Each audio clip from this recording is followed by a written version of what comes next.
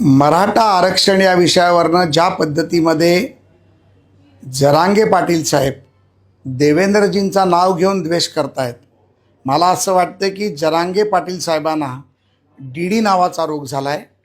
हा डी नावाचा रोग हा त्यांना पसरवून टाकलेला आहे.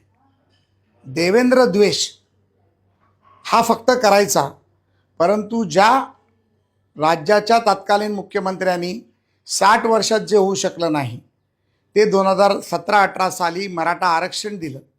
मराठांच्या मुलांचा विकास व्हावा म्हणून शैक्षणिक पद्धतीमध्ये बदल केला. फॉरेनला मुलं शिकावी जावी म्हणून त्याच्यासाठी प्रयत्न केला. मराठांच्या मुलांना नोकऱ्या मिळाव्या म्हणून आरक्षणाचा भाग केला. आणि असे अनेक उपक्रम केल्यानंतर देखील जे कोणाच्या छत्रछायेखाली जात आहेत आणि कोणाच्या छत्रीखालून हा द्वेष करतायत, हा खरा तर संशोधनाचा विषय आहे. मला वाटतं की ज्या छत्रीखाली जाऊन जरांगे पाटील देवेंद्रजींवरती आणि भारतीय जनता पार्टीचा द्वेष करतायत हे योग्य नाही. काल माननीय दरेकरांच्या बोलण्यावरती त्यांनी आवाहन केलं आहे की दरेकरांनी अंतरवाली सराटीमध्ये यावं. मला त्यांच्या मतदारसंघातून 350 फोन आले. जरांगे पाटील साहेब, खरं तर आपल्या आजूबाजूची जी पिल्लावळ आहे ही खरं आपल्याला चुकीचं ज्ञान देते. कारण दरेकरे विधानसभेचे आमदारच नाही आहेत, ते विधान परिषदेचे आमदार आहेत आणि या भारतीय जनता पार्टीचे महाराष्ट्राचे ज्येष्ठ नेते आहेत. त्यामुळे आम्ही आपलं आव्हान स्वीकारायला तयार आहोत, पण चर्चेला तुम्ही देखील तयार आहात का की ज्याच्या छत्रीखाली येऊन तुम्ही फक्त द्वेषच करणार आहात? एकदा दूध का दूध पाणी का पाणी होऊनच जाऊ दे. आपण चर्चेला याच. 2017 पासून 2024 पर्यंत अनेक मराठा समाजाच्या योजना असतील.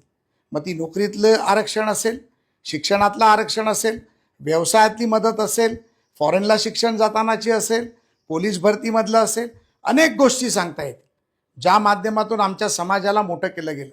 आम्ही देखील ज्या समाजाचं तुम्ही नेतृत्व करतायत त्याच समाजातून येतो. आम्हाला तुमचा अभिमान आहे.